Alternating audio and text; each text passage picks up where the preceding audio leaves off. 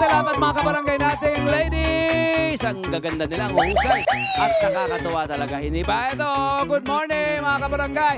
Mga bagong kaalaman naman ang ibabahagi natin sa inyo dito sa, syempre, nag-iisang If Tony Knows, Everybody Knows!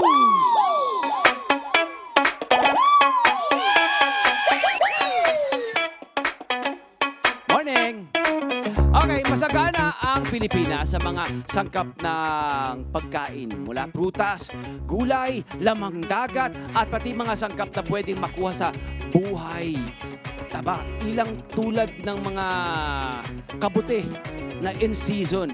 Ngayon, ang ating food for thought, ang syempre dito sa Tony Knows ngayong umaga, mga edible mushroom ng Cordillera ang ating pag-uusapan din at kung ano-ano pa na may kadalaman sa mushroom. Okay? Umpisa natin dito sa Trivia number 1!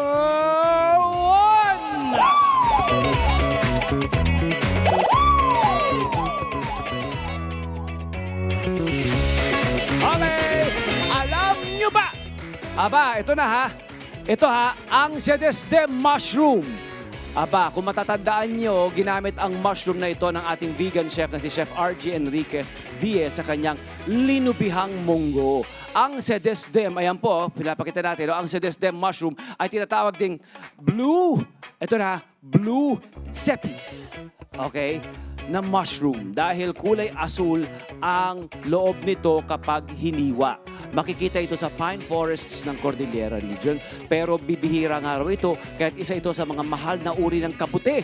Pero kilalang sangkap ito ng mga lokal dahil sa masarap na lasang ibinibigay nito sa lutuin. Karaniwan itong niluluto sa adobo pero pwede rin itong iluto kasama ang etag. Aba, ang etag ng mga kabarangay natin dyan sa norte. Pati sa mga dish na gaya ng pasta with sedestem at baked mac and cheese sedestem. Aba, mayroon din silang sedestem at etag sauce. Amazing. Ang concentrated siguro ng lasa nito, di ba? Tapos meron pang etag, di ba? Pero paalala nila na kailangang lutuin ng mabuti dahil nga raw maaring magdulot ito ng, medyo meron itong effect, di ba? Sa ating pangangatawan. Ayan, i-google natin yan ha, i-google natin yan. Alright? Pumunta naman tayo sa Trivia number 2! Basta yung sedestem, small amounts yan. Okay, in moderation pa rin. Okay, trivia number 2, ang atayan. Aba? Ang atayan. Mukha itong maliit na patatas sa labas. Tapos maputi ang loob nito mga kabarangay. At kapag ito'y bata pa, pero kapag matured na ay maitim at marbled ang loob nito. Aba, iba kapag medyo adult na siya or hinog na. Nahahawig ang lasa at texture nito sa nilagang puti ng itlog na may banayad na nutty na lasa kapag bata pa ang atayan. Ang matured na atayan ay may kaunting pait. Adobo ang madalas na luto rito ng mga lokal na sagada. Ayan, mga lokal ng sagada, adobo raw. Adobo. Madalas pa nito mabansagang Philippine truffle, pero hindi ito kabilang sa truffle, kundi nga raw kabilang nga ito sa pamilya ng earthball mushrooms.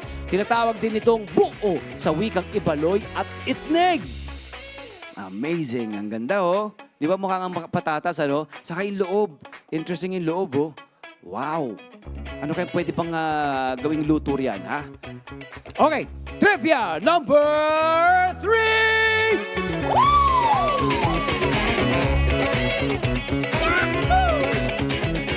Okay, trivia number 3, ang kabuti na tinatawag na ul-uling. Ganito ang tawag sa kabuti na ito dahil nagkukulay uling ito kapag tumatagal ng araw.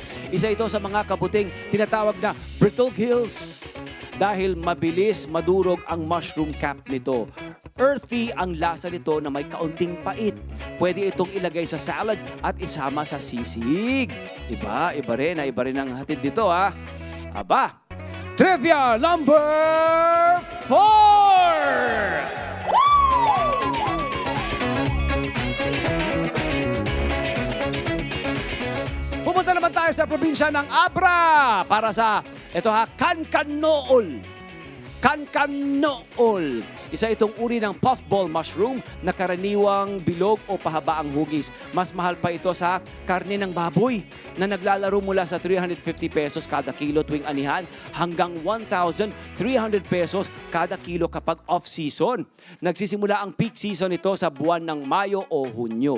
Karaniwan nga raw itong, ayan pinapakita natin, iba para mga butones no na hollow sa gitna. Karaniwan ito matatagpuan sa ilalim ng mga kumpol ng puno gaya ng duyong, apdit, pedped at eucalyptus.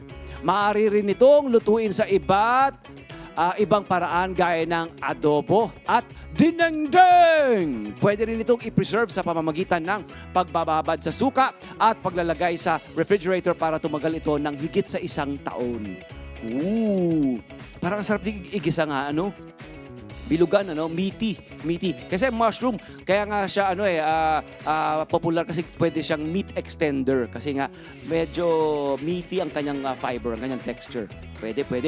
Trivia number 5! Ito na, ang lumsek.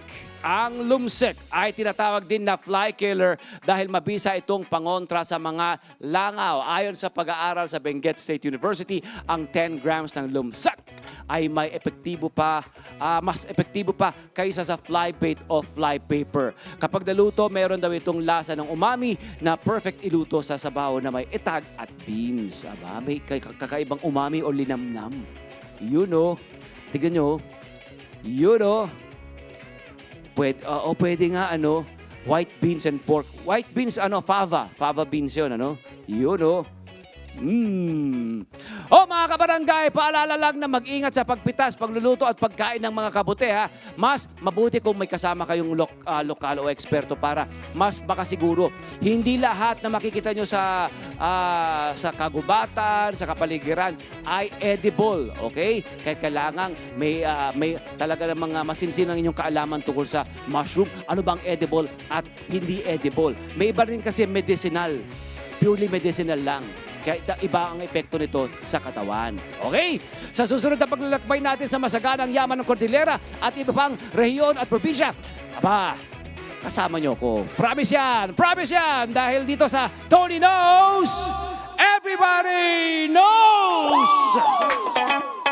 Hello po mga Kanet 25! Si Kuya Tony Pet po ito mula sa Love, Tony Pet and Everything. For more Love, Tony Pet and Everything updates, just click on our subscribe button and follow us on our Net25 social media pages at Net25 TV and at Net25 Entertainment Facebook.